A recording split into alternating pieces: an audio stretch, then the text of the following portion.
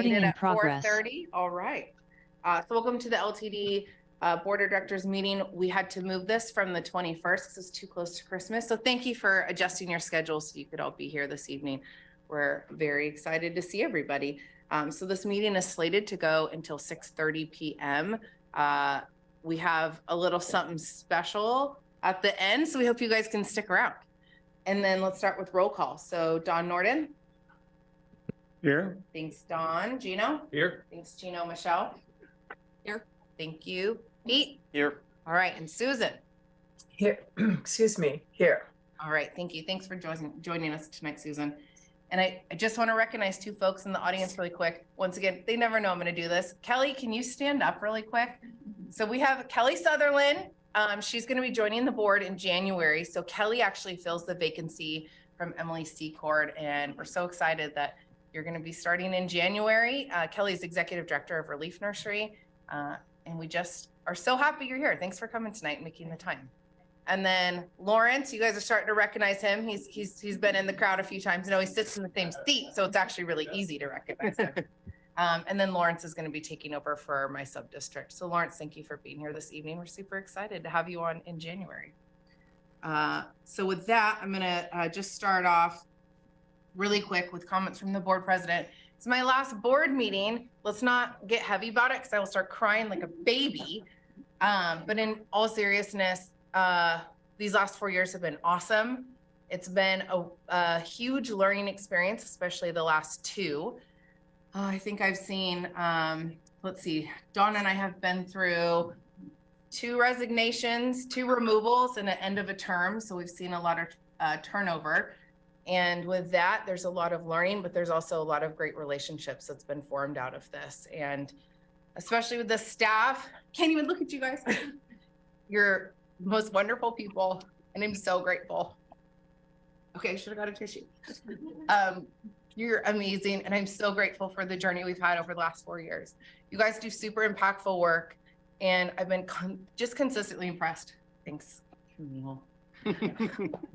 And I'll include, obviously, Camille, even though I'm looking over here. I am so grateful for just everything you've done for this community, and you continue to do. I've never met a more caring group of people, and I'm so, so grateful for the friendships. I'll miss you guys. And obviously, I want to thank all of the board members as well, and just appreciate how healthy this board is, and we've come such a long way. And I'm going to miss all of you a lot. And hiring you was the most just best learning experience, and it's just been so hopeful. Like, I felt so much hope, and I felt so much excitement, and I'm just can't wait to see where you take this organization. We are so lucky to have you. Thank you for joining LTD. And I'm excited we're going to stay friends. We're going to stay friends. Okay. So with that, oh my God, I made it through that thing. So with that, and then I actually want to recognize some folks that aren't here, but really quick, partners, people like Rob Zako from BEST. There's folks in this community that push us to be better and get better and learn more. And it's people like Rob that just really helped me grow in this role. So there's a lot of folks out there that I just want to say thank you for being LTD's partner, and thank you for always pushing us to be who we need to be in this role. We're volunteers. We're not transit professionals. Thank you for the grace that you give us. Jameson, what do you got? Real quick, just 3 broad stroke items.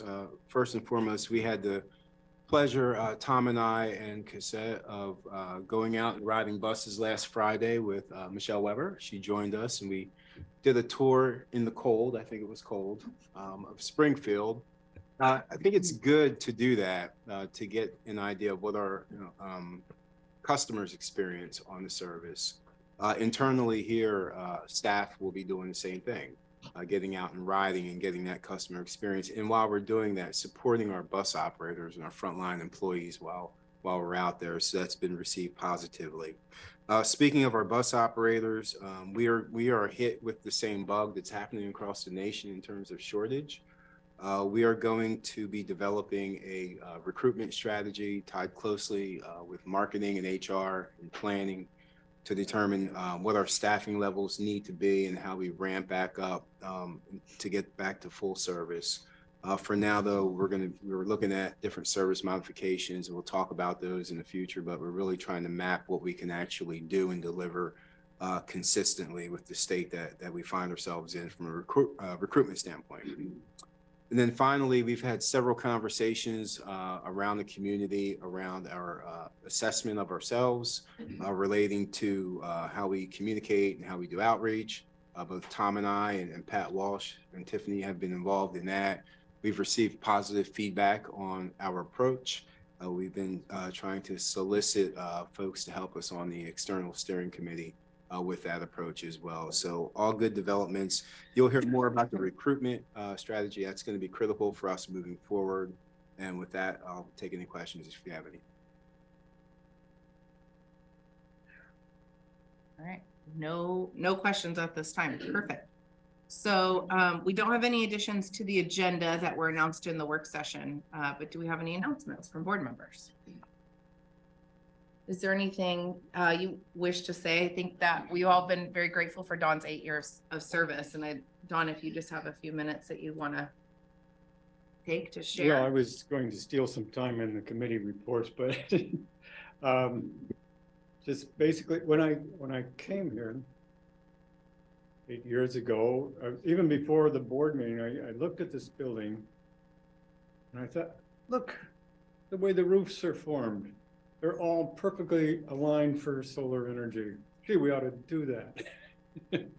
And so I pursued that, and I will continue to do so. Is that a threat or a promise? Well, see, that's what it comes to. Ed Necker was on the board then, and he asked me if I was going to make trouble, and I said, I hope so. And, you know, minor waves here and there, perhaps. But and we can talk about what you want to talk about committee-wise, but is there anything you just wanted to share about your experience over the last 8 it years? has been one thing I've been proud to be able to say is that the community groups and people are coming down on LTD about things, and I'd say, look, we are so fortunate to have such a well-organized, forward-looking transit organization in this community. And, you know, compared to all over, we're just fortunate to have this array of staff, the staff that have been here before that. You know, even then, we experienced the part where people were spending 30 years and finishing their careers and coming over. And there, you know, it was stressful bringing on all these career people, new people to fill out old careers. And it's still remarkable. I think we've been led well. I appreciate Mark's stepping in at the time when, it was chaos. It hasn't exactly been a lot of fun in the last 3 years before Someone had to Jonathan say was hired, but that was one of the things I asked Caitlin when she asked the job. And said, make sure you're going to have fun. And there were a period there she said she wasn't having fun. But I think she is now. Mm-hmm. And we'll continue in the future in other roles. But I don't need to blather on.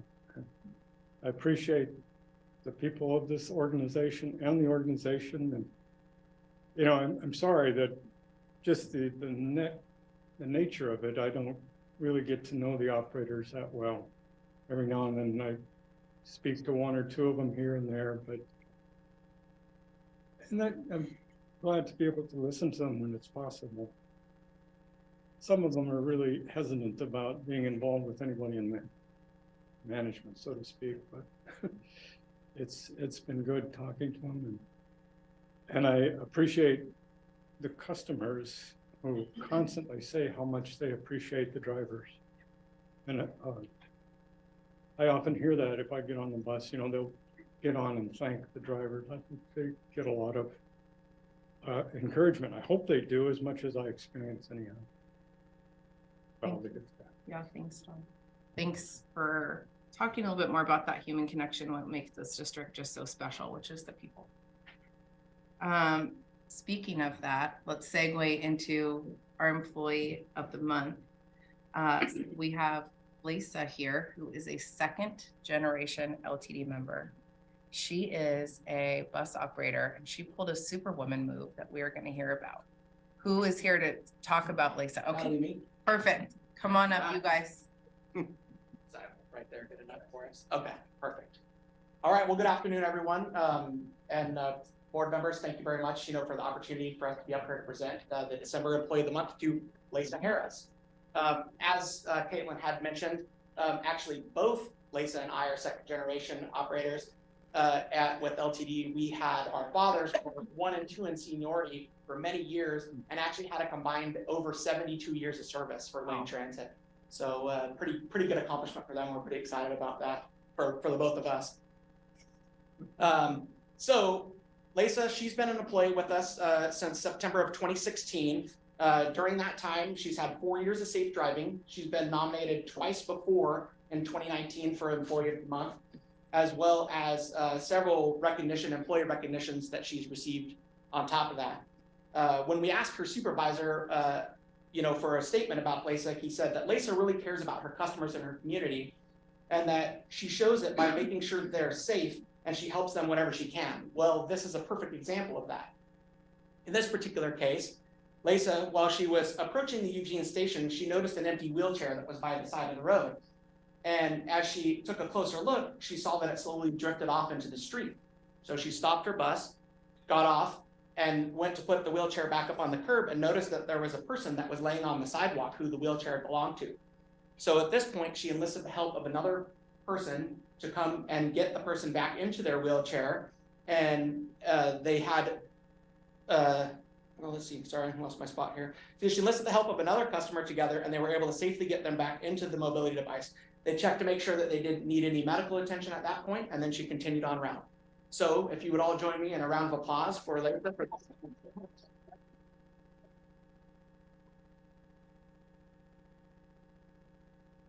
have something special for you, and then we want to hear.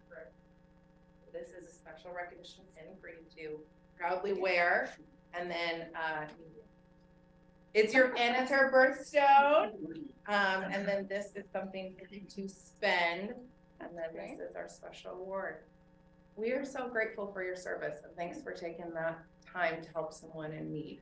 Another round of applause. I just want to point out, actually, my dad was number 1 longer than Brian's dad. Years of service. Yep. He is correct on that. But I did break. My dad was very disappointed that I got EOM. He served 42 years of service and didn't get it once. So we were 48 years without EOM for the family, and could have made it to 50, but throw in the case. Yeah. Thanks, guys. All right, thank you.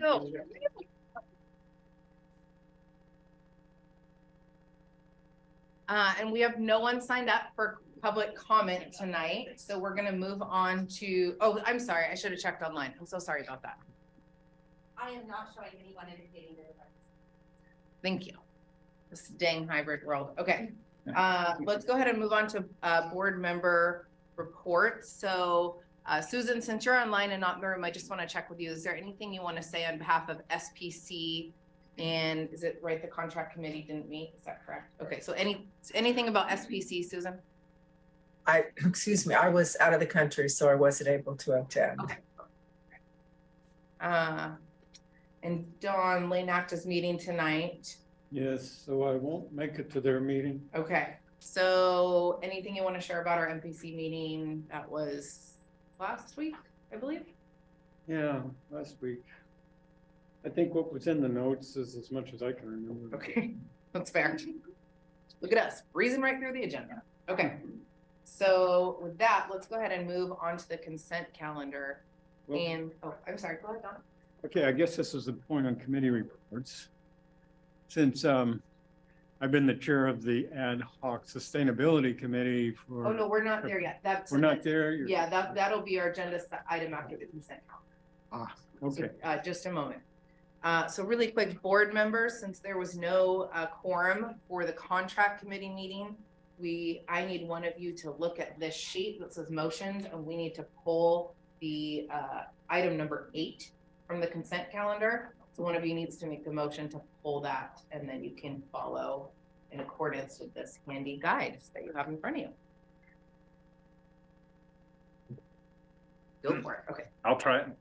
I move to remove item number 8 from the consent calendar for further discussion. I would like this item under items for action, line item, going blank. You're good. Can you just read the contract number really quick? Where did I find that? Oh, you're, Contract number 2022-36. Brown. Brown contract. Yep. Okay, perfect. Is there a second? Second. Okay, so let's do roll call vote to go ahead and pull that from the consent calendar. Dawn?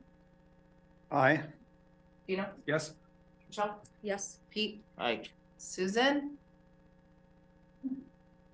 Okay, I vote aye, so that passes. Okay, perfect. So with that, we've successfully removed that contract. So now we can have any discussion needed about the consent calendar. What discussion is there?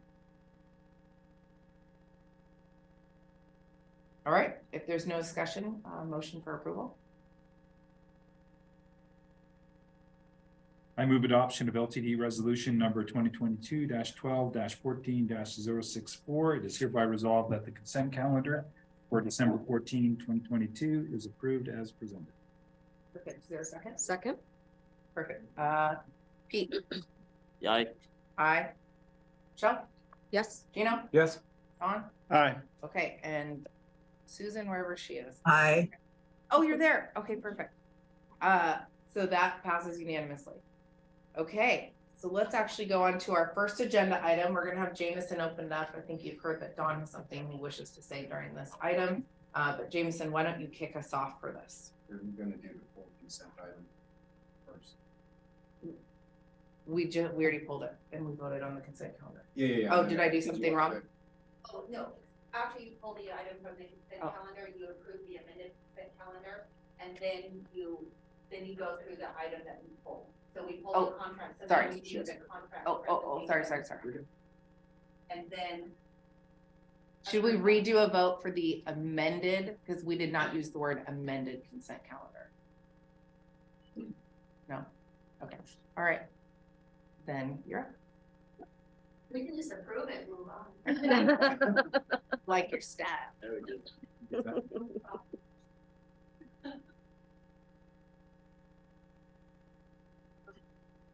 So my name is Randy Stadinger. I'm a project manager in the facilities department here at LTD. I'm here tonight to ask the board for a recommendation of approval for a new contract with Brown Contracting. As you guys just heard, we were going to contract committee meeting, but we didn't have a quorum there, so now I'm here tonight because we want to do this project sooner than later. All contracts that exceed the value of $249,999 need board approval. The value of this contract is $2,020,000. This project was advertised as an invitation for bid, which allowed for a competitive bid. We only received one bid on it, and that was from Brown Contracting. Their proposal was in alignment with our engineer's cost estimate that was done earlier this year. We did reach out to several contractors we thought would bid on the project to understand why they didn't propose for the project, and we heard things that, they were too busy, they were booked out already, and they just weren't interested in this work because it's a largely signage and striping project. This project will highlight our strategic business plan. Because it focuses on our community value, our customer satisfaction, and our employee engagement. So to just hop back quickly in time on what's going on out here, LTD was one of the first transit agencies in the country to implement a bus rapid transit system. That was in 2007 when we built the Franklin MX corridor. What you can see bubbled over there in red, that connected Eugene Station to Springfield Station. In 2011, LTD expanded the bus rapid transit system and opened the Gateway MX corridor, which you can see bubbled in blue, and that connected Springfield Station up to the International Way area. And then finally in 2017, we opened the West Eugene MX corridor, which everyone remembers, which connected the community all the way out west to Target and Walmart on West 11th. So together we have about 20 miles of a bus rapid transit system. Our bus rapid transit system, it's been branded the MX system. And it has dedicated bus lanes. It has shared business access and transit lanes, which we call BAT lanes, and it has traffic signal priority. These components prioritize transit, which allow our buses to provide continuous, reliable service, but it also allows access into the businesses from normal pedestrian vehicles. We have a group of professional drivers that have learned the ins and outs of this system, but we have one safety issue that continues to stick out throughout all of Springfield and Eugene in our MX corridors, and that's the confusion that passenger vehicles have in utilizing the BAT lanes. So as you can see, probably in the agenda item summary, between 2017 and mid 2021, we had 249 incidents along the MX routes. Of these 249 incidents, there was 121 collisions, which involved an MX bus. And then we also had 44 near miss events, which resulted in hard braking events. So the purpose of this project is to address these safety concerns that are happening out there. So what we did well over a year ago now, in the summer of 2021, we got a big group of people together. We got our accident route review committee, which has drivers and union members involved in that committee. We had folks from our operations team. We got the City of Eugene traffic engineers, the City of Springfield traffic engineers, and then we got our consultant team, which consisted of Pivot Architecture, WSP, which is a civil engineer, and DKS, which is a traffic engineer. We got everyone together and we started talking about what's happening out here and what's causing these accidents and what can we all agree upon to do to change out here that's going to make it a safer experience for our riders and for just anybody out there driving on the roads. We already had quite a bit of data compiled, and the operations team had provided this hotspot map. So what this is showing in yellow is our high collision areas, our like highest of high hotspots, followed by red and then blue. But overall, what this is showing is we have accidents occurring everywhere out on the MX routes. So as I mentioned earlier, most of these are stemming from the misuse of the BAT lanes. So here's kind of a picture of what's happening. Folks don't understand that they're supposed to merge into these BAT lanes in order to make their turn into a business or at an intersection. So instead, they'll be following along in this through lane and they'll turn right in front of a bus from the through lane instead of doing their merge first and then turning. This is just kind of more of a visual of what you're seeing street side. There is mixed messaging out there right now. It's a little blurry in that photo, but on the pavement you can see it says bus only. And then there's a sign next to it that says right lane, bus, and right turn only. So mixed messaging for drivers on what they're supposed to be doing in that specific area. Most of the BAT lanes also have a solid white line, which many people interpret as a do not cross. And so they're not merging into that BAT lane in order to make their turn. And oftentimes the skip striping, which most of us, signals to most of us to merge into there, only occurs for a very short duration. So here's an example of something that would be implemented system-wide. The solution is to implement skip striping for the first 2/3 of a block to emphasize vehicle permissions to enter the BAT lane for making their turn maneuver. The skip striping would then turn into a solid white striping towards the end of that block to say, hey, your opportunity to merge into this lane is over. We'll also install arrow markings, which you can see right here to help emphasize what the lane is for, whether it's a through lane or whether they're supposed to be using that lane as a turn lane. And then signage will be replaced and it'll be made consistent through all of Springfield and Eugene, and it'll emphasize vehicle permissions first with bus exception second. So there's two different types of signs. One will say right lane must turn right except bus, or there's the right turn right only and then except bus. So again, the emphasis is to really promote people to use these as a turn lane. That's what they're there for. If you remember the hotspot map that I showed a little bit ago with the yellow spots, here's a photo of a really high hotspot that we have over on 6th Ave in Garfield. One thing that's occurring out here is oftentimes vehicles are turning into McDonald's and they don't merge into the BAT lane first, and they'll turn right in front of the bus, causing a collision. Sometimes vehicles, I don't know if this mouse. Vehicles will use the bus only lane at the intersection to try and turn onto Garfield. Sometimes vehicles at that traffic signal see the bus go and they think it's their turn to go, even though they still have a red light, so they'll go as well. And even cars that are queuing up here to wait to turn left onto 6 will pull past the stop bar, which doesn't leave enough room for the bus to make their turning maneuver onto 6th Avenue. So the solution here, and this is the first I'm talking about it so far, we'll be implementing some red pavement markings throughout the system. The red pavement was approved under a temporary approval in 2009, and several cities throughout the U.S. have already implemented this. Closest is up in Portland. They implemented the Rose Lane project, which is what they call the red pavement. But the red pavement only goes in areas where it's bus only, not a shared lane. And so this will help emphasize vehicles stay out of this area. This is only specific for the buses. So again, this area will have the skip line and solid line changes. Pavement markings will be added to guide vehicles where to stop on Garfield, so keep them back so the bus has enough room to turn on to Garfield. And there will be some adjustments to the traffic signal timing to allow the bus more time to get through the intersection so they don't get clogged up. Ferry Street is another example of a hotspot area we have. So what's occurring here is cars that are waiting at the stop sign for Ferry Street to turn onto East 11th are only looking right because it's a one-way street. But we have a two-way bus only lane, so they're not looking left for this bus coming, and they'll pull out in front of the bus and cause a collision there. And then here's just a street view of what it currently looks like, what you're seeing out there. So the solution here again is to implement the red pavement marking to emphasize, hey, this is a bus area only. It shows that the buses can come from either direction. And then also to install a flashing sign that urges cars to look both ways. The flashing sign will only be triggered when a bus is getting close to the intersection, so it won't be flashing all the time.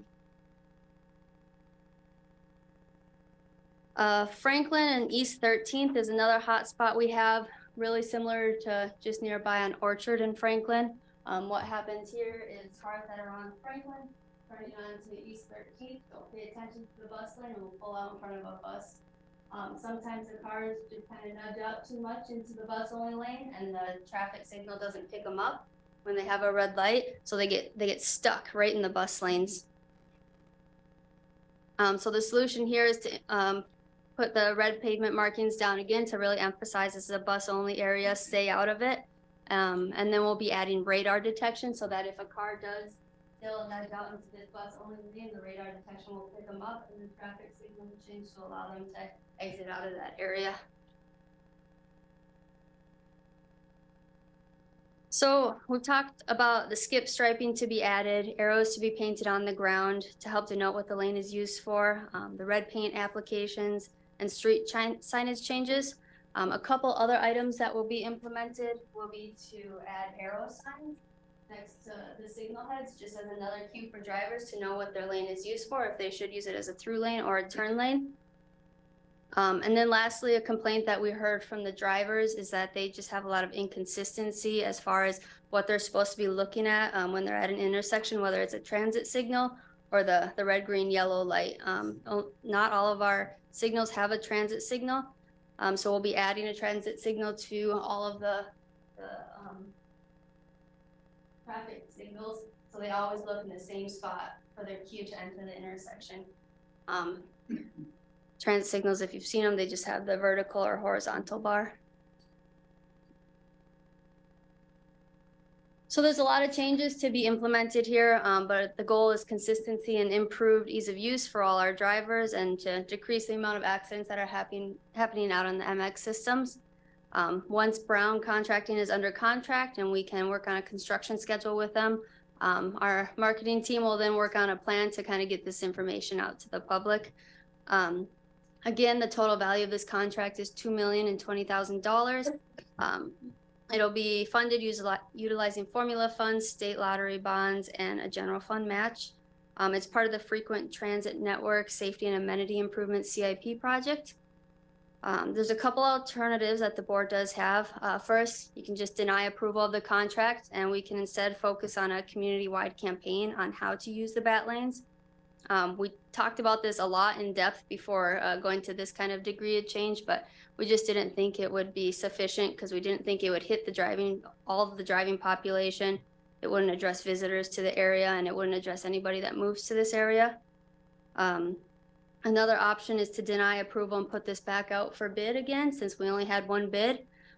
Since the contract value is in alignment with the engineer's estimate, we don't feel we'd be getting a better price if we put this out, and it could delay construction to summer of 2024 because striping is weather dependent. So in summary, it's been a great collaboration. We've had a lot of folks at LTD involved. We've had both of the cities involved and our engineers involved. So we've really been able to dig down into what's going on out in the system and how we think we can effectively address it. What questions do you have? Thank you, Randy. I don't know what the schedule is, but isn't Franklin there at Dad's Gate Yeah. going to be totally rebuilt and a new circle or something? It will. done? So is that going to coincide with the Brown Engineering's work on the Dad's Gate area? So what we're going to be doing there, so we talked about like the Orchard in Franklin and East 13th in Franklin, the red pavement marking. Those areas, when an accident happens, they're pretty severe. It's not just a little bump. So yes, we will be spending the money to put red paint application and do some radar detection there, and it will get removed when the Franklin Boulevard project happens. But we've talked about it, and we think it's worth the investment for the severe impacts that those accidents Okay. cause. Thank you, Randy. What type of public marketing will we be doing with the community to help them understand these changes? Yeah, so their actual driving behaviors, like how they're going to utilize the BAT lanes, it doesn't change from how they utilize them now or how it's recommended. It's just the visual cues that will be given will change. But we'll be doing some social media campaigns mostly for that. As someone who lives in West Eugene, thank you. Driving out West 11th, it's rough. I feel really bad for the operators. It's hard to change that behavior, right? Like when you go on that right turn and, oh gosh, I've seen so many cars go in front of the bus. So I think as a citizen, I see the need and just really appreciate you addressing this for safety issues. So thank you for that. What other, oh yeah, please. I just want to emphasize that point that you just made. When you talk to our operators, that's one of the first things that they point out is how they have to, they're professional operators of the vehicle and other systems, but they really have to have a super heightened awareness of what's going on from a defensive standpoint. Some of them position the vehicle different ways. Some of them use audio to make sure that they're aware, and still things happen. So I believe if Bill were here, Bill would be nodding his head about this approach, and this is something that's high, top of mind with our operators. We've seen that people can change. These guys wear ties now, so we can do anything. I'm looking at you, Tom. All right, what other questions do we have for Randy? Okay, are people interested in moving forward with this contract or an alternative? If board members are interested in moving forward, we need a motion.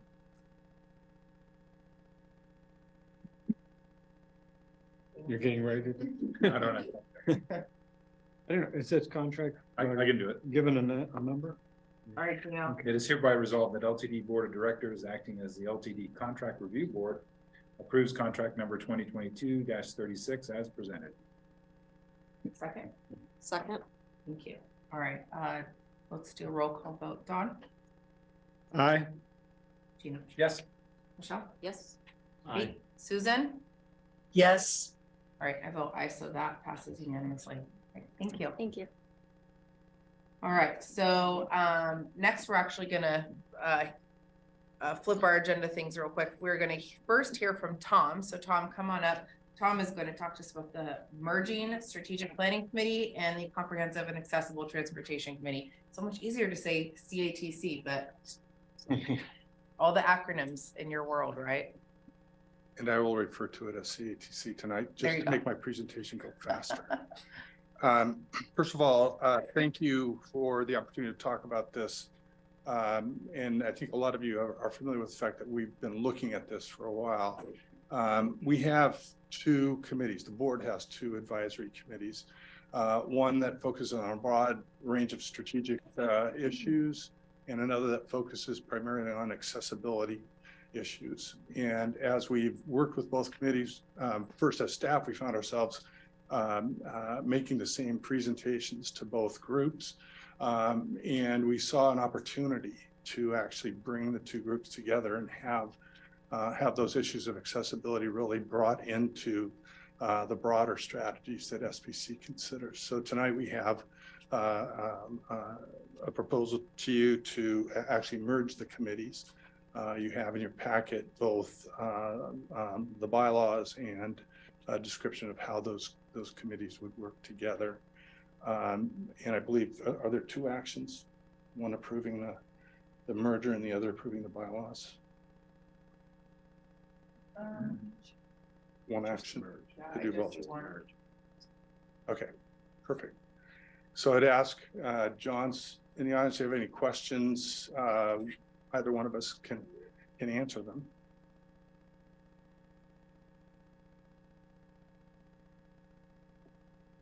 Can you refresh our memories about, so the strategic planning committee, oh, thanks, Pete. So the strategic planning committee has appointed folks that have been identified. And does the CATC, how do you determine who's members on there? Can you refresh my memory on that? Well, there are two board members on the committee and an appointed group of folks from that represent those interests. And it's providers and writers, right? And who else?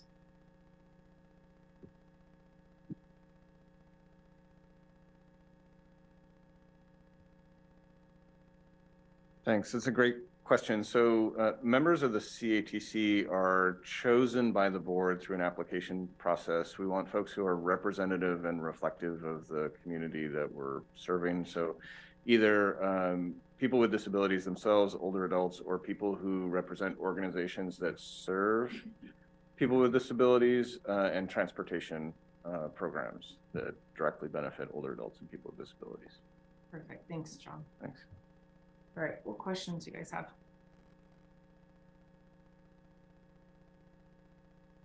Go ahead, Don. Well, just apropos of this last comment, you have on the CATC, there are, the advocates for that and the members who provide services and the board members and others that are involved in that committee. On the special strategic planning committee, there's another group of people who are advocates or involved in this. So that means that particular committee structure will increase all the membership of that to, I don't know, 20 members or? No, actually, it happens to be that the SPC committee is not fully, doesn't have the full set of members that it could have. And so we're bringing over what equates to 4 additional members from CATC. And so we're well within the number in the bylaws. That's not a. We won't be recruiting for the SPC. Well, we have, basically where we're working is the CATC members will fill the open spots on SPC at this point in time. They would have different constituencies, different approaches to that. And our SPC members also, it's a application. I'm sorry. Do SPC members have to apply like CATC members did? They did. Okay, so what's moving forward? What's going to happen? So we'll have the current SPC membership plus the CATC members come over. Right, but how do new members get on? Sorry, that's what I was trying to ask. Do Oh, you, so new members would go through an application process.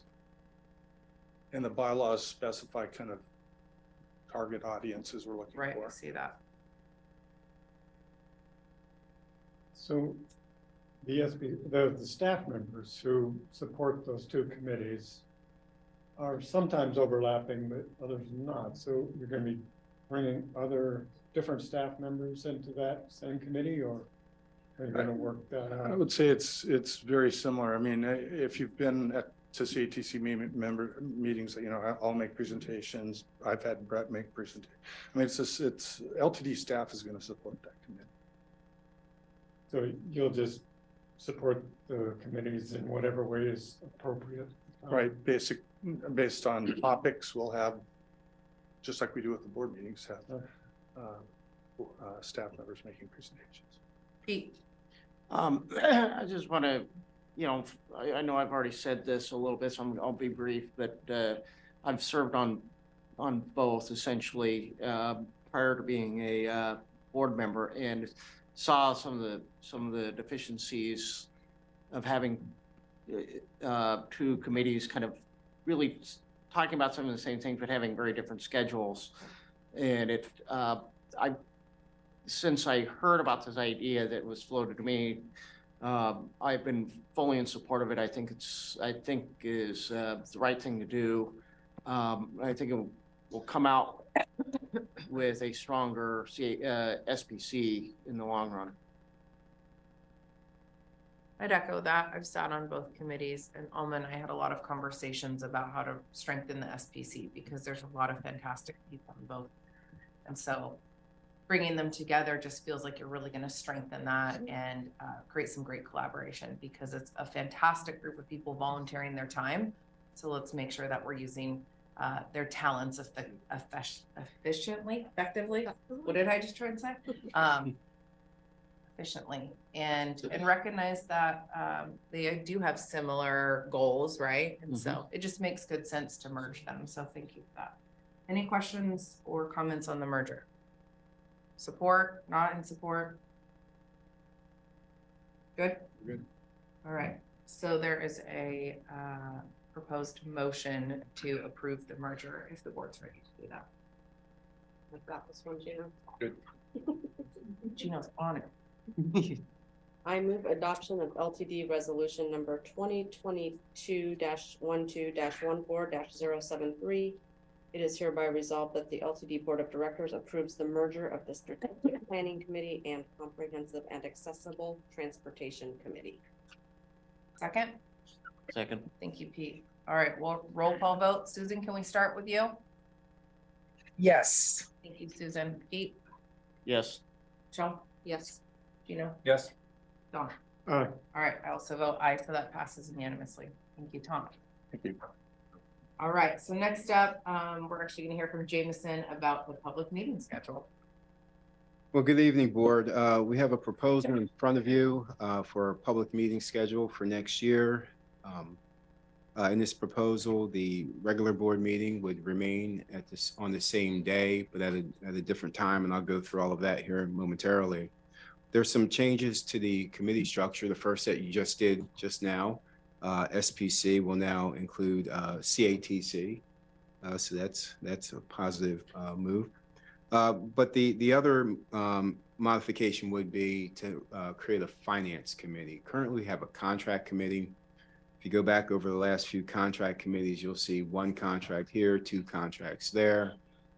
If we have a finance committee, that will allow us to go deeper into different subjects, sustainability or zero emissions. What does that cost us over the long haul? Be able to have more robust conversation in that committee and be able to handle the contract committee approvals as well. So this can go on consent as they do now. The proposal here then is to have a finance committee, a strategic planning committee, maintain the budget committee as is unchanged, and the STIF committee as is unchanged. The cadence would be to have the board work session every other month, opposite of the committee work. So if the finance, strategic planning, and budget committees met in January, then we'd have a work session in February with the board meeting. We still have the board meeting every month. Those meetings would be held 5:30 to 7:30 to bring them more in alignment with other public meetings in the area. So the regular board meeting is held on the third Wednesday. The work session would be held on the first Wednesday of that month with the board meeting.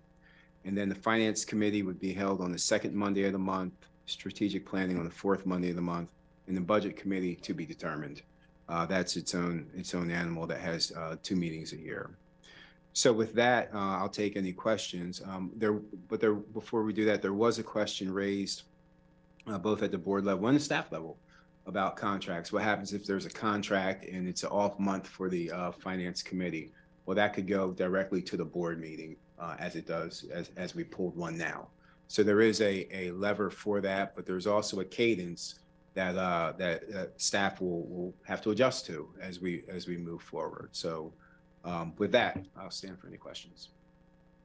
I'm hurt that you actually condensed meetings now that we're off. Waited till we were done to create the schedule. What questions do you guys have for Jamie? Yeah, please.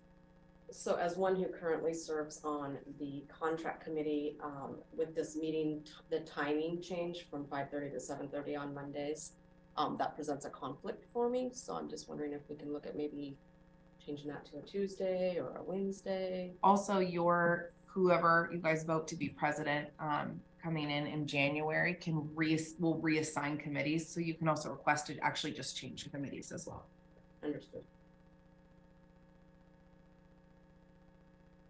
Other questions about this new proposed schedule? Comments? So is this the appropriate time to talk about the ad hoc sustainability committee? We've already deferred it 3 times, so you better go now. It's been deferred constantly. This is, we kind of got, anyhow, members of the committee were kind of replaced, or not replaced. I've had no other members in the committee for a while. And I wanted to, one last time, address the possibility of, see if I can articulate this clearly. I realize that we've had a lot of, not we, but myself, apparently, in trying to get the idea of using the publicly owned property of the Lane Transit District as a base for producing extra energy or making the community more resilient. And it's been a struggle to try to, work this into the budget, figure it out. What is the person's job? Whose job is it to do this sort of thing? Now, we know we're going to have to replace our roofs soon. Joe said 3-4 years, or something like that.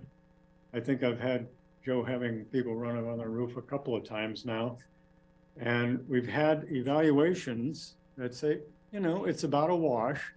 It'll cost us about as much as we'll get out of it in the near term. Of course, in the time we had to start with, it would have already paid for itself. But what I'm approaching now is trying to reconvene the ad hoc sustainability committee so this could be discussed in a subcommittee with less than a quorum and other staff members to support the idea so that we could actually discuss this idea and proposal in a subcommittee meeting and bring it to the board at another time. Of course, this being my last meeting, I would hope to convene the subcommittee before the end of the year. I spoke with Susan about this at one time. Maybe she's willing. I mentioned it briefly to Chino before. Maybe we could get this subcommittee together to meet one last time and have this presented to the board or, rejected by the board at another official meeting. Can you just provide a little bit of context why the sustainability committee was formed, why it was ad hoc, and what was accomplished out of that committee? Well, that was the committee that coalesced around getting our electric buses purchased, changing the fuel system in the buses. These were proposals that were reviewed by the committee and staff before they were brought to the board. At that time, Josh Gove and myself and Stephen were the members of that committee. And of course, Josh and Stephen are gone. And we'd actually gotten to the point of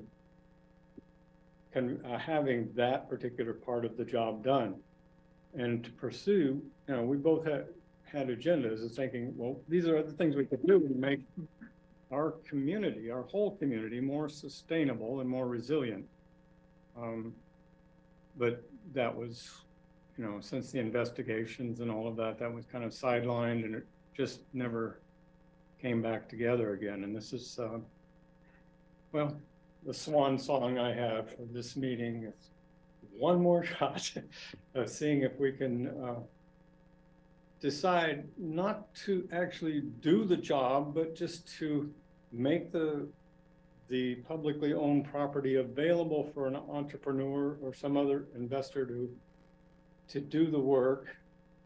And well, there'd be some time in writing a contract to figure out how the agency, how the district would benefit from this, as well as the contractor being able to make something and working with the legislator or whatever to get the tax breaks that would be necessary in all of that stuff, all of that work that would have to be done before anything happened.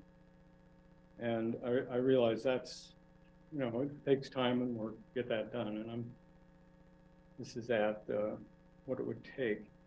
It would also be an opportunity for LTD to be forward thinking and advancing to the community, that we're really going the extra step to try to make our community more resilient and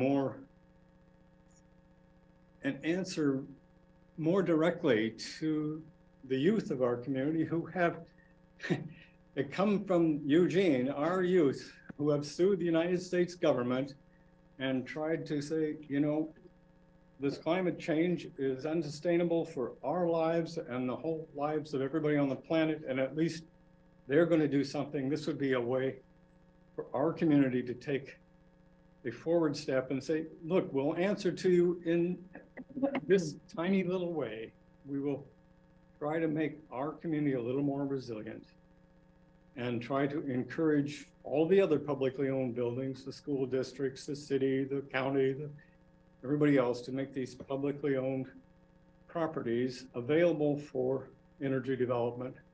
It wouldn't necessarily have to be solar. There are wind things that are done on other roofs and stuff, but just to get a discussion going, to have just maybe as a marketing plan, just to say, come on, let's do something as an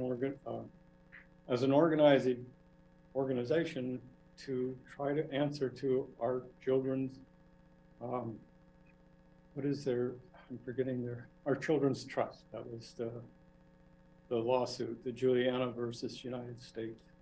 And a little extra background is that sustainability committee was formed as a request from Josh Scove, who was a previous board member. It was actually established to create the climate policy action plan, which was, as you know, passed by the board to make sure that our fleet was all electric by 2035. And so that was really the outcome that everyone was looking for. And that's why that ad hoc committee no longer met, because that climate action policy plan was passed. And so that's why it was sunsetted. So board, it's up to you to have the discussion if you are in support of this, if there's interest in capacity. What do you think? Well, we'd also have to have two people who agree to be members of that. Oh, sorry, I thought you said Susan and Gino did. No, I just briefly discussed it with them both, you know. Got it.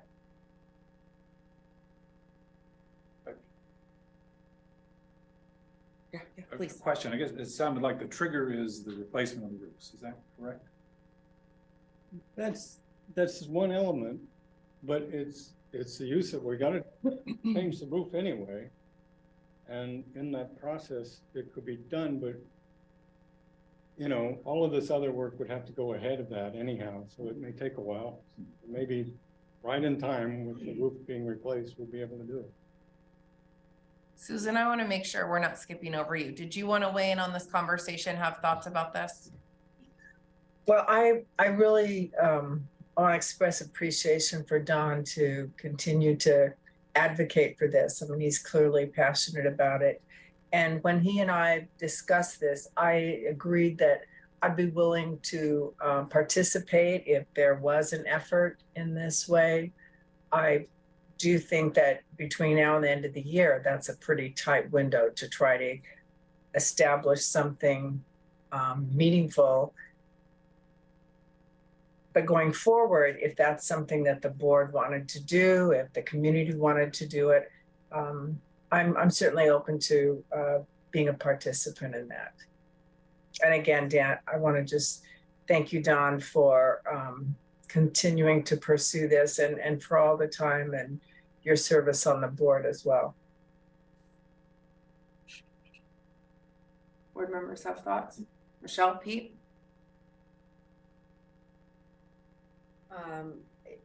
I guess for me, if there is, like we think this conversation is really going to move us forward in the near term, I would be supportive of trying to schedule a meeting before the end of the year. You know, if we have like a set goals, set priorities, and a path to accomplish those. But if it's something that we maybe want to look at farther down the road based on other priorities and timing of other things that are in the works today, I don't know. I guess I would look for more information as to what from LTD staff, how does this play into today's strategizing? I guess, I don't want to lose the concept, but I'm not there to sign on and say, let's jump right into it now. I have a feeling he's not going to let you forget about solar panels. But we have so many things that are underway right now, and they're big things.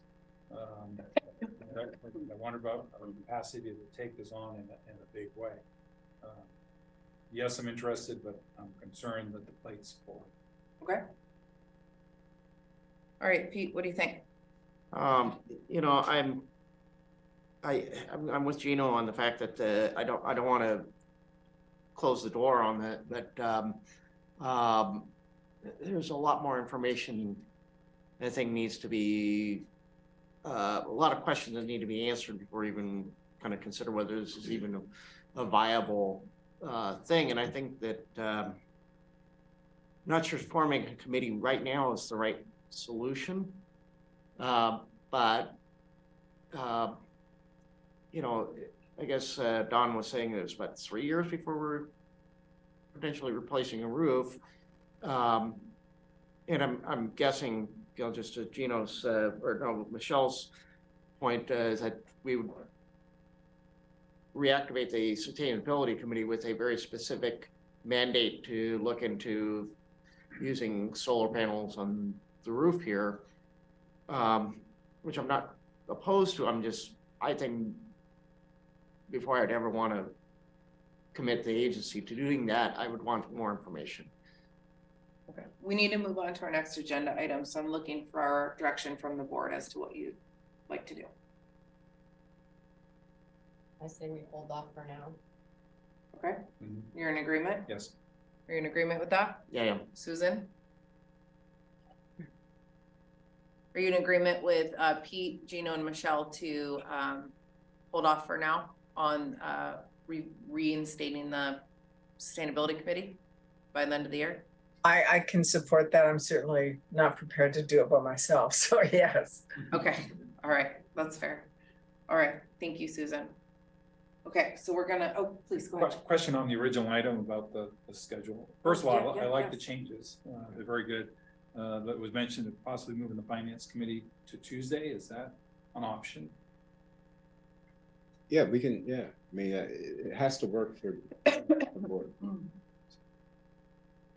And was there any communication with the new board members coming in about the time change and other things?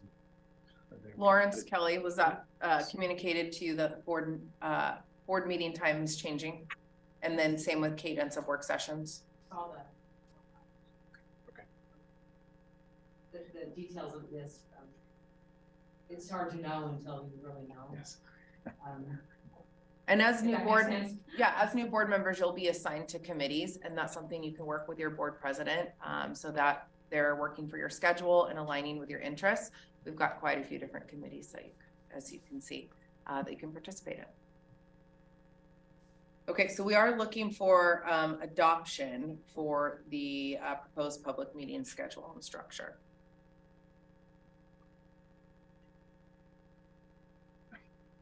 Can I amend it in my? Oh, yeah, absolutely, yeah. I move adoption of LTD resolution number 2022-12-14-072 with the amendment that the finance committee be moved to the second Tuesday rather than the second Monday. And the motion be it is by resolved that the LTD board of directors approves the adoption of the proposed public meeting schedule as amended and structured.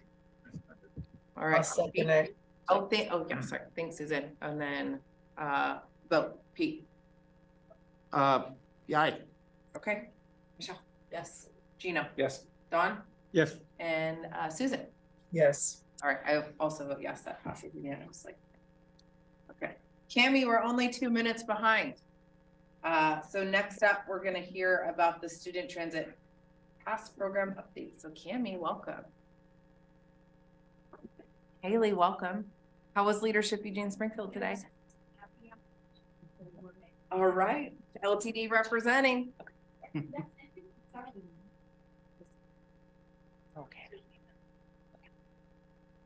Good afternoon, I'm Cammie Harris. I'm Marketing Communications Rep for LTD, and part of my position is overseeing the Student Transit Pass program. This program is really in line with the heart and soul of our mission, vision, values, as it is both sustainable and collaborative. It provides safe transportation to the youth. It connects our community to needed services, and it provides equity to our low-income families. The first Student Pass program started in 2007 and provided passes to middle and high school students, but unfortunately sunsetted in 2011 due to funding.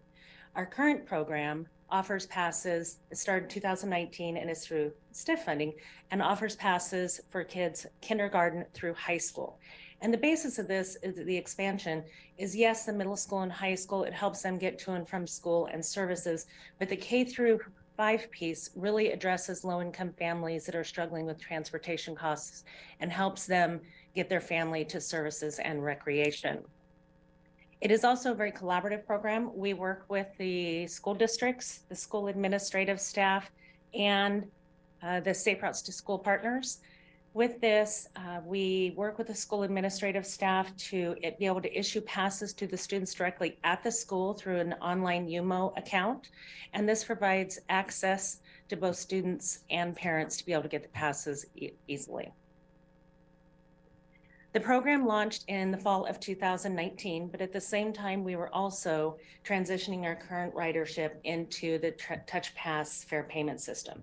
So given the time constraints that we had, we decided to let the students do verbal verification to board the buses. So they just let the operators know that they were a student. We then started bringing in the middle school and high schools into the UMO or Touch Pass now UMO system in January of 2020 and included the middle and high schools to start. Unfortunately, as you know, we stopped collecting fares in March of 20 due to COVID. So we lost all progress moving forward with the schools. When we started collecting fares again, the schools were still on lockdown. So students could not get into the school offices to get their passes. So once again, we went back to the verbal verification for them being able to ride for free. In the summer of 2021, we started communicating to the schools, the parents, the community, the students, that by November of 2021, they needed to have a pass or a mobile app to be able to ride. Since then, I collected data from the ridership for the pass. The pass is a year-long pass. And so from September 1st, 21 to September 30th, 22, we have a little grace period for them to get passes. We had almost 375,000 trips. Now, a trip is considered each time they tap either their tap card or their mobile app to the reader.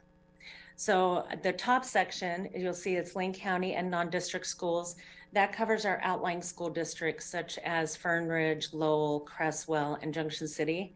And then it also includes our alternative schools and private schools. Springfield, they did really well. They had a lot of communication issues due to extremely high staff turnover. So they would have staff leave and not educate the next person how to communicate or do the pass. So they struggled a bit.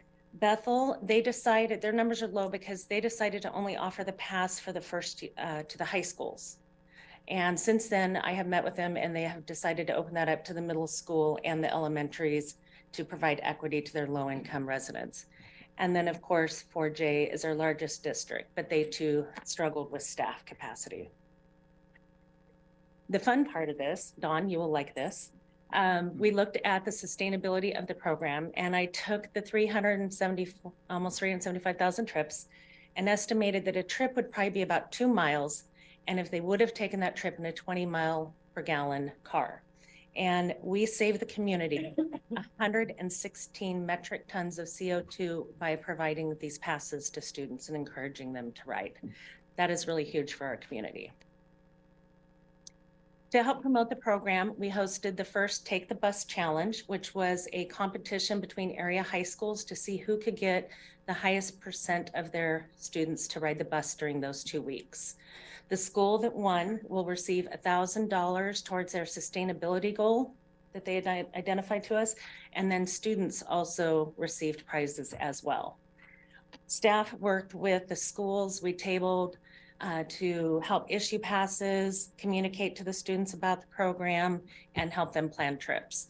We also provided the schools with posters, social media posts, social media images, and articles and stuff to get out to the students and the parents. And the winner was Academy of Arts and Academics in Springfield. They're in an alternative high school on Main Street, and they came in at 16.77% of participation. And they cannot wait to identify which goal they're going to put their money to. So they're delayed trying to pick and choose. But as you can see from the numbers, the larger high schools had lower percentage rate. And that's because it is easier to get 221 people to participate than 1,500. So next year, we'll be looking at breaking it up into 2 size categories to help encourage the larger schools to continue to participate. But really what this program is about is the stories. So Mona is a high school senior at North Eugene, and they do not offer yellow school bus service. And her mom works 12-hour shifts. So she uses it to get to and from school, her job, and recreation. Amy Beard is the principal at Academy of Arts and Academics. And before the student bus pass, they were allocating funds to actually purchase passes for their students. Now that they get them for free, they're now able to put those funds towards student programming. And Dane Eckweiler, I can never say his name right, is a teacher at Looking Glass New Road Schools. And in talking with him, the majority of their students are at-risk youth. So this pass provides those students access to childcare, jobs, services, and school, which is an integral part of helping them succeed in the long run. I was fortunate enough to actually help a mother who was a single mom of 3, and she was 100% dependent on transit.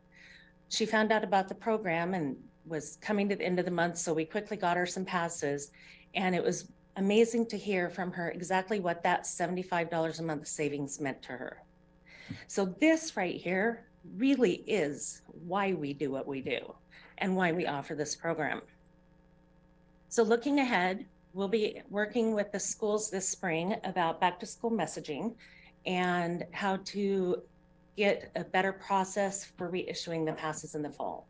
We will also be working and trying to engage student groups at all the high schools, such as a sustainability group or a student leadership group, to help us promote the Take the Bus Challenge within schools, help get some peer promotion going.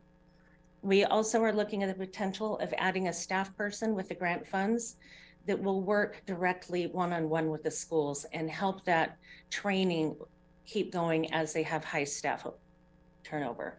But the most exciting part is, this is exciting me because I'm a numbers and goal person, is I ran the numbers for this year's program from September 1st to November 30th. And we're already at more than 140,000 trips. So when you calculate that out, we are currently on pace for 561,000 trips, which is almost 200,000 more than last year. So I'm excited. So I'm really excited to see over the next few years how we can keep continuing to increase those numbers. Questions? That was awesome, Cammie. Thank you. Dawn, go ahead. I don't know whether you would have the answer, but I wonder, in your communications with the school district, are they appreciating any kind of savings in their bus fleet programs? Or maybe they don't have to put transit out for their bus fleets by, you know, the transit district providing them. Actually, we did have meetings with the 4J school district because they did look at reducing service, and they did take that into consideration, that the students had the free bus pass when they did evaluate what they were going to be cutting. So yes, they were very appreciative. So any idea of how much savings the school That district might get? I do not know, but I could ask. That'd be good. Okay. Any other questions? Just want Yes, please. just want to say one thing. Yeah, when I was in high school, I reused LTD on a daily basis, and I wish there was a program like this when I was there, and I think this is absolutely fantastic. So, you know, get them while they're young. Look where I ended up.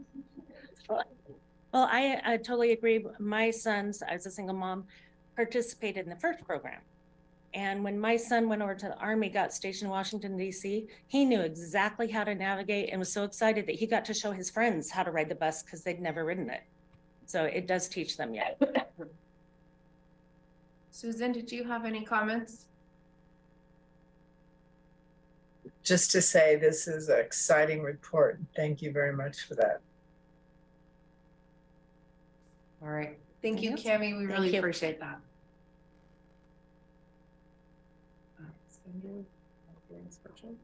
Yeah. Okay.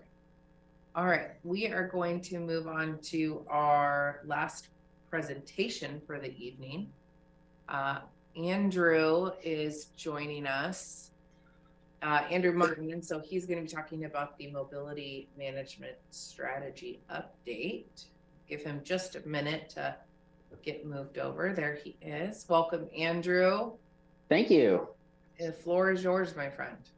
Thanks. So it's been a while since we talked about the mobility management strategy. So we wanted to come back and provide an update. And I think it's a really good time to do this because we're getting ready to focus on what I would call like the strategy piece of the mobility management strategy. We've done all of our background research, and I'll get into that. So today we're really looking for kind of feedback on how we're framing a lot of our findings, because that's really going to translate into kind of what we end up putting into our strategy piece. So let me share my screen. I'll do a brief presentation and would love to get feedback from you all. So 1 second, sorry, I'm on a different setup than usual. Okay. So as a reminder, because some people in the community may be watching this and not be familiar with our project, I just wanted to talk about what mobility management is for a brief moment. I really like this definition. It's from the National Center for Mobility Management, and they say that mobility management is an approach to designing and delivering transportation services that starts and ends with the customer.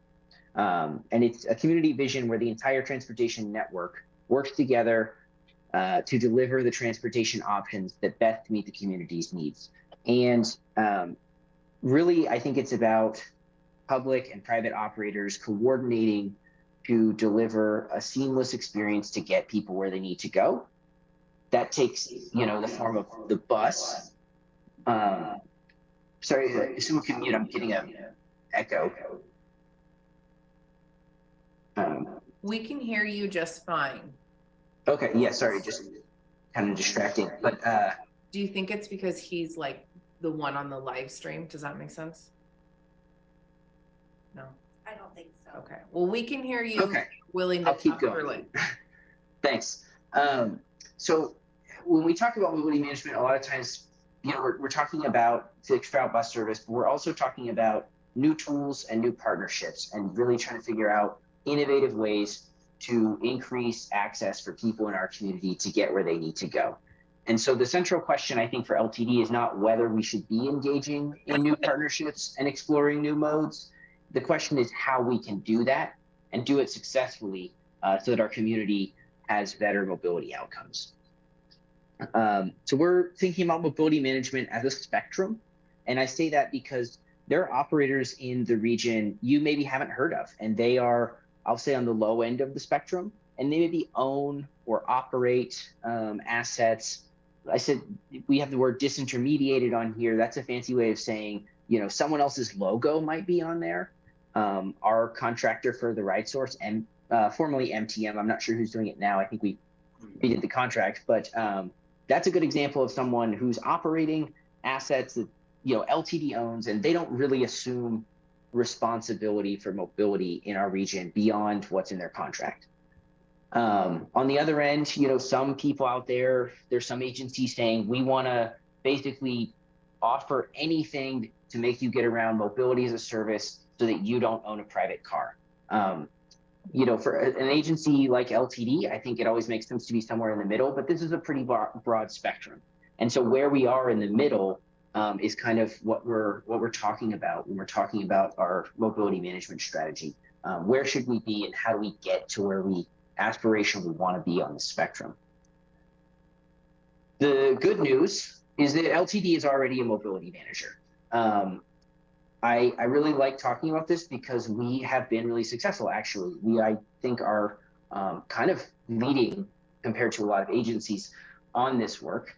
A great example of it is our RideSource call center, which is considered a national model for what we do there, which is it's a one-call call center that provides access to, I'm not sure how many, I think it's like 17 or 18 different programs. What we do is you can call one number, and you know, we figure out what you're eligible for. We figure out how that ride's going to be paid for, and we figure out what that ride is. And you might be surprised to learn that we don't just offer, you know, the RideSource vehicles. We use a lot of taxi services. We use, you know, different types of ambulance services. And I've heard of other things, like sometimes the appropriate mode is, you know, Amtrak train to Portland for a medical appointment. So we do a lot of things there, and we take the burden off the customer, which is, I think, a lot of this customer-centric approach we're talking about. We also have been a partner in Peace Health Rides bike sharing system since that began, working on the feasibility study. And we've been working with our regional partners to deliver kind of what I'd call non-fixed route transit services. Sorry, jumped ahead. Non-fixed route transit services like MGO or the LTD connector in partnership with some of our regional partners. So as a part of the strategy, like many of our projects, we always want to start with talking with our community. And in this case, we talked with kind of the broader community via a survey. We talked with stakeholders, we held focus groups, did some targeted outreach. And the goal of that really wasn't to say, you know, exactly what kind of service do you want, and we'll deliver that, right? We were trying to identify different considerations we should be talking about when we're doing this work. What we learned from talking with the community, our stakeholders and LTD staff, was that there is a strong consensus that we should be exploring new tools. But naturally, right, when we talk to different people, everybody faces different mobility challenges. They're currently served in different ways by our existing services and other people's services. And so what they wanted was actually, you know, really across the board is different people wanted different things. That's not a surprise. We learned that partnerships are key.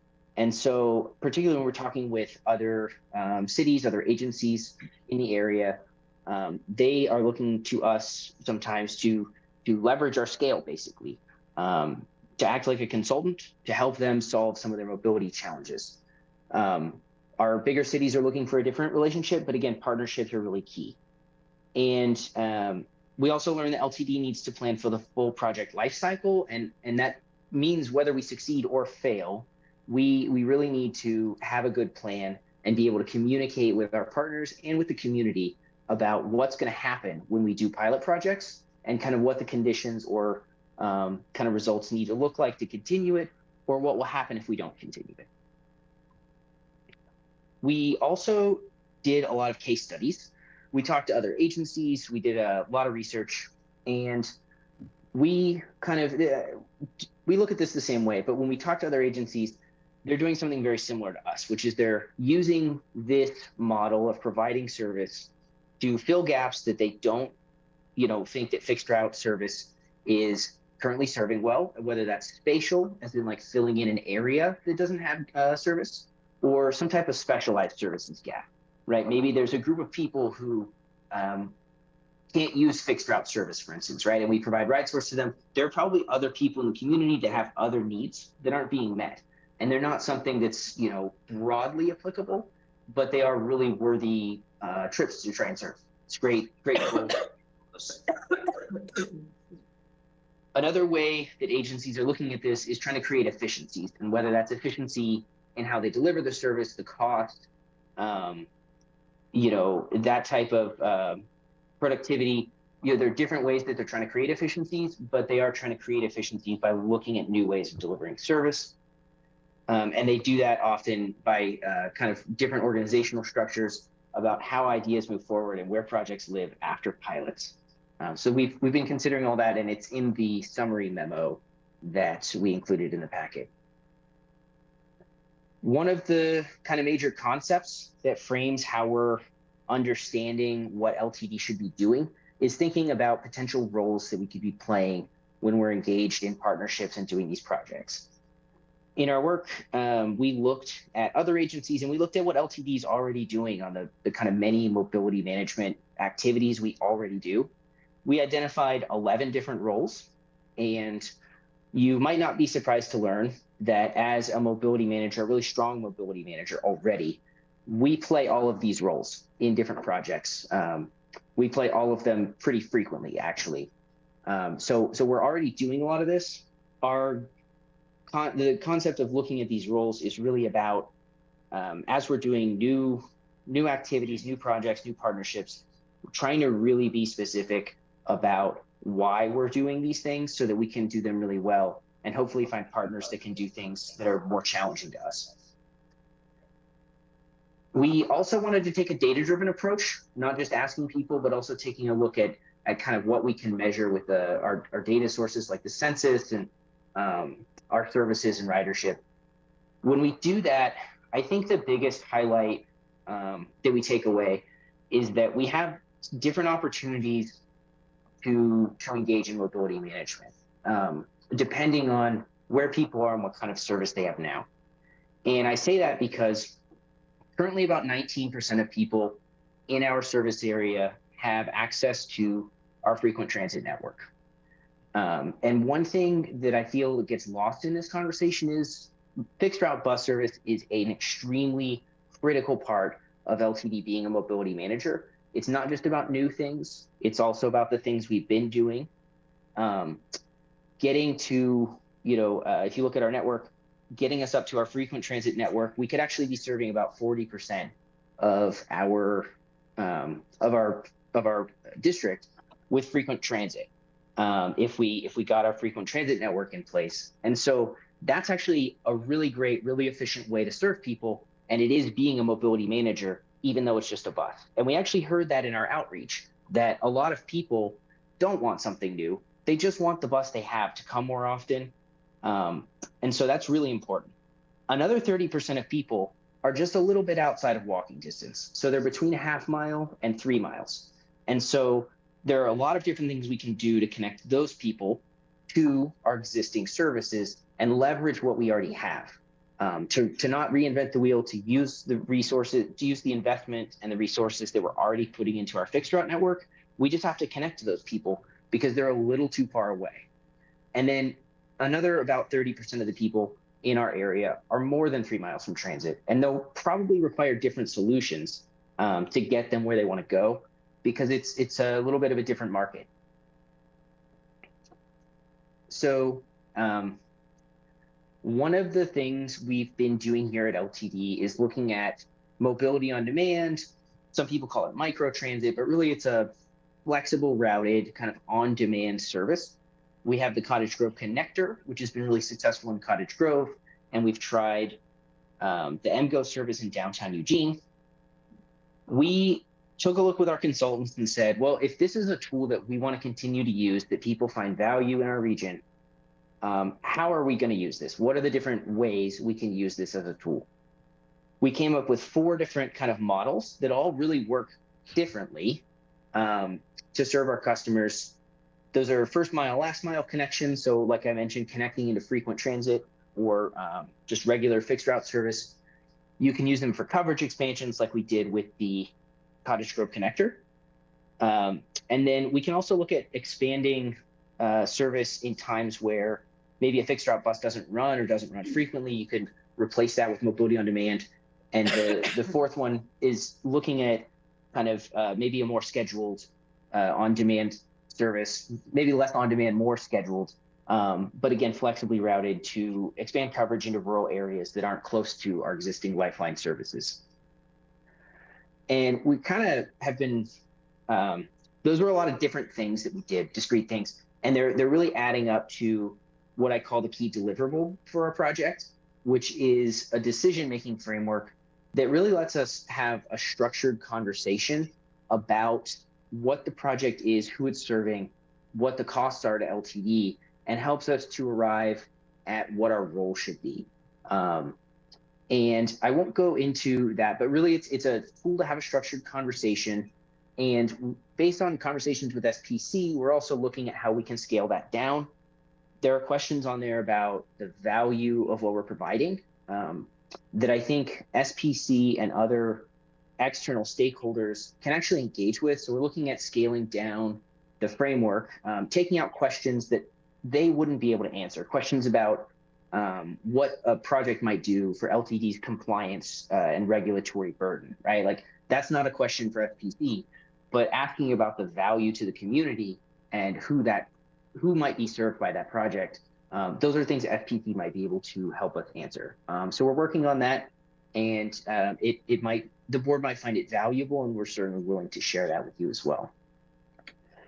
So next steps, just to wrap up here, we're working internally on what I would call the strategy part, right? We have all the pieces. We're working on arranging those, and that's why we wanted to get feedback on what I would call the framing of these issues. So if the board has any feedback on how we're thinking about this, the strategy is going to follow because the way we're framing them, we want to take these pieces and kind of answer the question of what should we do with those pieces. So your feedback can be incorporated as we're developing the strategy piece of this. We will be taking that draft strategy back out to our external stakeholders, partners like the cities we work with, the county and other transit providers in the area, and of course our committees like SPC. And then we've been, it's always good to say this as the project manager, but we've been very responsible in using our project's budget and our timeline. And so we have some more money. We're going to work with our consultants on doing implementation planning. Tom's really excited about that and might be able to answer some questions about what exactly we're going to do, but we're scoping that out, and we are able to use existing resources to take the project a little bit farther than we thought we would be able to. So we're excited about that. With that, I will end my presentation and love to hear some feedback or answer any questions you have. Thanks, Andrew. That was so great. I think one of the great things about these mobility strategies you talked about too is these are the ones that stakeholders talk about and people in the community, right? Like they're familiar with the microtransit, they're excited about the mobility wallet. So it's that commonality that we have with outside of our riders, but folks in the community that recognize the value. And so it's that bridge, right? A lot of these mobility strategies. So thank you for laying this out for us tonight. So thoughts by board members? Go ahead, Don. Excuse me. I really appreciate the discussion and the presentation, Andrew. I was glad to see Tom's excited about it. That's Susan, you great. can't see it, but Tom is jumping up and down right now. She's not there. I know I'm interested in trying to see how we can incorporate those outside providers who are kind of peripherally connected, you know, like, well, the Peace House rides, of course, we support that, but then Cascadia Mobility is trying to keep up something going there. I know what Fourth Transportation is doing something with car share, but it's a little bit of a connection. But I'm wondering how much LTD can take a driving role here of providing transportation services and not have to go through the bureaucracies of the cities and the county administrations. You know, you go through and work together with all of them, but rather having a City of Eugene program and a City of Springfield program, Lane County program, LCOG programs. I don't know, it's kind of a general observation of, can we get transportation mobility systems? Like you said, we are already the mobility manager here, and we're the QE. So how much more collaboration can we do with all the other entities to provide transportation systems? I think the answer is a lot. And that's what we're working on, trying to figure out what those pieces are. I'll say, as we're looking at that, working in partnership with all of them, you know, what our role is. If you want specific examples, you know, I can say, you know, we actually find value in our partners doing certain roles. If you want to talk about specific projects, we can, because they're reasons why LTD is not always the best person to do something, right? We work with Federal Transit Administration. We're subject to certain compliance regulations, right? And so when we do something, it might be slower or harder than some of our partners. They're not subject to that. There are also really good reasons why LTD should do a lot of these things. We're regional. You know, we operate at scale. So when we buy vehicles, it's different than when our partners buy vehicles. We operate the UMO TouchPass system, and we have a STIF project to provide that to some smaller partners in the area, because it doesn't make sense for them to buy 2 fare validators and get into a contract. It's easier for them to work through us. So we're taking a look at the specifics on that, Don, but the answer is, you know, we want to do more, and we're trying to figure out exactly what that means every day, actually. Gino, Michelle, Pete, questions for Andrew? Andrew, thanks for all the work here. There's a ton to absorb, and it's all very interesting, but I'm wondering, I'm looking for a couple of things. One might be a little more focus on outcomes that we're trying to achieve. I see some of that in there, but if we could focus on some outcomes, and if that could be put in form of, you know, maybe an elevator speech for us that somebody asks, what are we doing here? You know, you can, in, you know, a couple of minutes explain it, or if I go home this evening and my significant other says, what did you talk about? I'll be able to explain it in a real short, succinct statement. So a little more focus on it. Everything in here is great, but somehow bringing it together so we can talk about it in terms of the impact on the community and the people who live here. Andrew, did you want to respond to that? I just really briefly, I guess, on the outcomes, I think starting with our long range transit plan and our strategic business plan, this isn't a plan, right? This is a strategy. And so the outcomes that you all want to see should be reflected in those more visionary documents. This is more of like a tactical, how do we get there type of thing, right? So if the outcome is we want to serve our community with more, we want better access, or right, however you want to measure that, right? Those goals live in our long range transit plan and in our strategic business plan, our mission, vision, and values.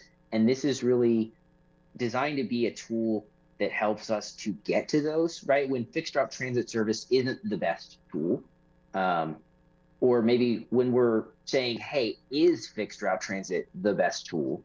That's really where this project comes in. We're not setting new values. It's really about how do we use all of the tools available to us to achieve the values we've already set in our other planning work. Does that clarify a little bit? A little bit, but to me, this feels more action oriented. I appreciate, the tool to evaluate things, but this feels action oriented, which is positive. Can I add to that? Mhm. So, Andrew, let me just jump in real briefly. I think it's important to go back to the definition, and particularly the end of the definition where it begins and ends with the customer. So I think, we're already there in some components. If you look at the RideSource program, that brokerage model that we have, where it's a one-call shop and the funding sources are on the back end, and it makes it easier for the customer to get the outcome that they're after, which is a trip from A to B using whatever mode works best for them. I think that's the goal of mobility management, is to be able to take, one of the goals is to be able to take all of the services that are out there. So LCOG is doing some of the ride share. We have fixed route. RideSource has a plethora of services over there. And how do we make those easier for the customer to call and say, I need this, right? Order at the restaurant and we'll cook it for you. Whether the funding sources on the back end are shared revenues with whatever partner, or if there's services that we don't even operate but manage, but how are they kind of skimmed down so it's a one-stop shop for our customers? That's another outcome of what Andrew's talking about and how we get there. We don't have to directly operate everything, but it makes sense to have a clean presentation to the customer and that coordination on the backside. So that you can go home and tell your significant other that that's what we're trying to move towards. Susan, did you have comments or questions? Okay, thank you. Michelle, Pete, go ahead. I just got to briefly say that listening to what Gino is asked, it kind of reminds me of as we started down this, and we were talking about this at SBC. It took me a couple of months to wrap my head around the fact that we weren't talking about specific things. We were talking about a strategy, essentially. And because in order to describe it, you have to use these examples like Peace Health Rides and stuff.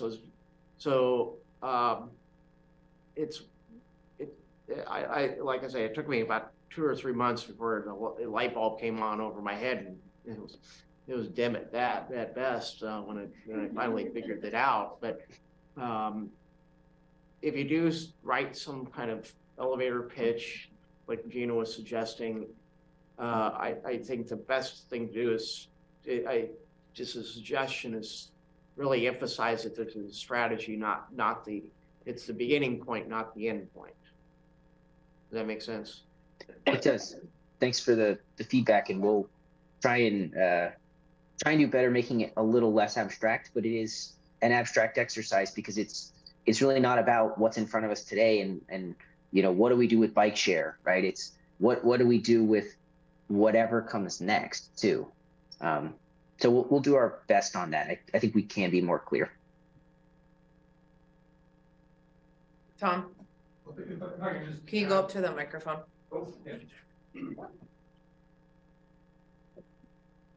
I can just add to what Andrew and Jameson have said. In my mind, I'm thinking about the elevator speech or how you talk to your spouse. But we know two things. One is we are a mobility manager. We do provide mobility, and not just fixed route. But we also know that in particular our fixed route, which is our most significant investment in mobility in the region, doesn't connect everyone. And this is an opportunity to look at bringing all those things together and weaving in a kind of a seamless approach to mobility for all of our residents, not just in the district, but in the county as well. Let's just start. Thanks, Tom. Good one. Don?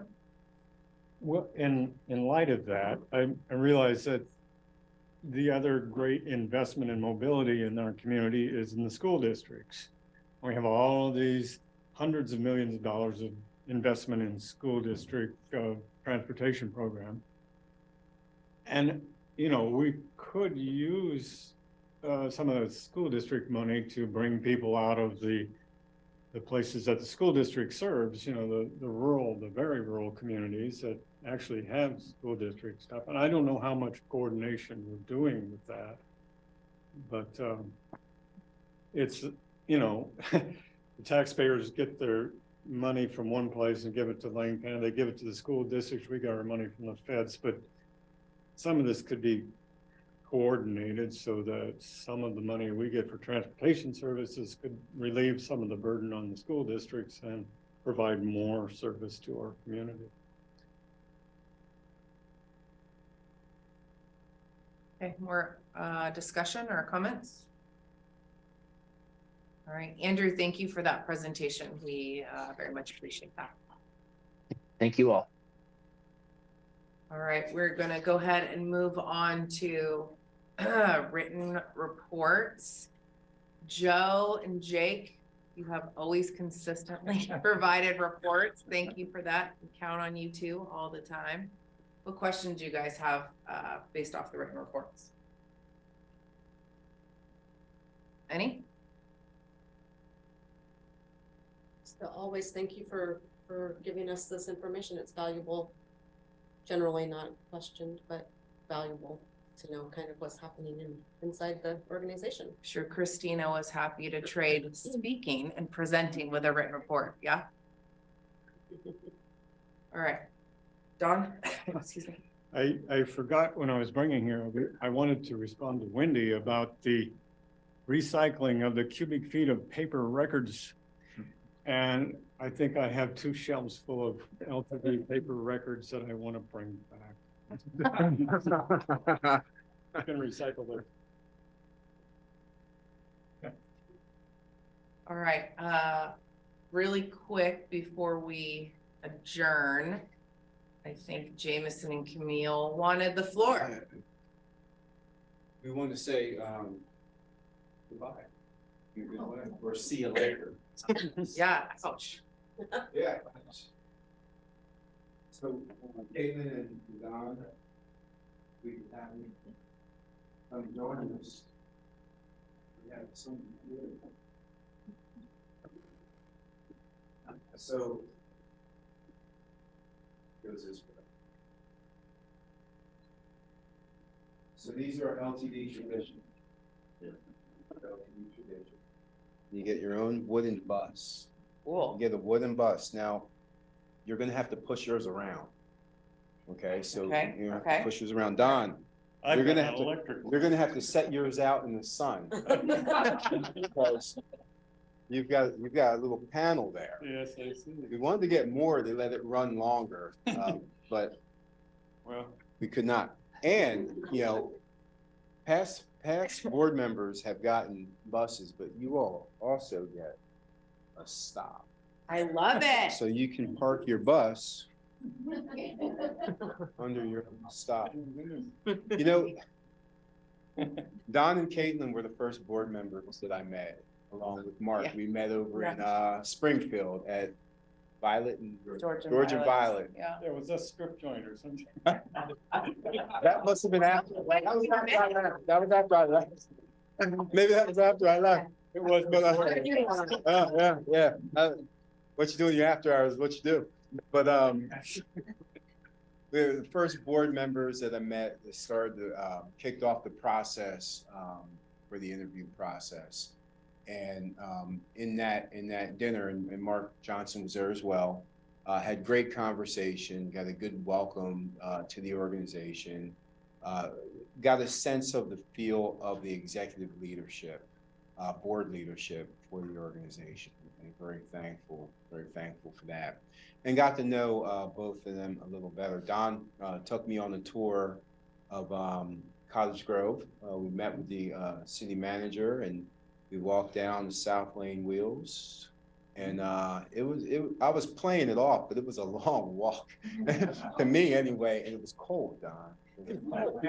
And yeah, I don't know if you noticed my hands in my pockets, but I've gotten better. So I know you did. I know you did. But I had to tough it out. Caitlin, I've got to know her. I spent a little more time with Caitlin, and I wanted to have Tom hold up a big cue card for me so I would remember what I said. You all weren't there. Some of you were there, but we were at Leadership APTA, not Leadership APTA, at APTA, and Caitlin was on a panel. And on the panel was the CEO for WMATA in DC, the head of MTA in New York City, the head of the Chicago Transit Authority was the moderator / commentator / panelist. And then the former head of Charlotte was on there as well, and Denver as well. And here's Caitlin from little Eugene Springfield area on the stage, and guess who was the shining star? Yeah. Don't. Actually, kind of. Partly Tom. My cue card. Partly Tom. Tom held up the cue card for it. It was a lighthearted, funny moment. However, the message was impactful. And I'm not saying that just because she's one of my 7 bosses. I'm saying that because if you go to anyone who is in that room and ask them what they remember about that presentation, it will be about Lane Transit District. And I kid you not. So I want to thank you. I want to thank you for the process of me interviewing, saying no, saying yes. Okay, I want to thank you for all that. That was a lot. Don, I want to thank you for all of your support and your thinking on sustainability and the environment and always pushing the envelope in different areas. To the board that's going to continue on, Gino, Michelle, Pete, Lawrence, Kelly, and Heather, who I've talked to briefly at the when I was down in Cottage Grove. I look forward to working with you all, and we look forward to following in some of the directions that the board that you led, Caitlin, and the board that you contributed for so long on, Don, have set for the organization. So on behalf of myself, on behalf of staff, and behalf of the board and the community, we want to thank you for your time that you served on this board. And this is not goodbye, right? This is just a continuation in another form of how you can continue to impact the community with what you know about LTD, how that plays into economic development and the other many wonderful things that you're involved in. And Don, and you too, with the wonderful things that you're involved in throughout the community, you'll continue to have the impact. So with that, just want to thank you and give you a round of applause for a job well done. Thank you.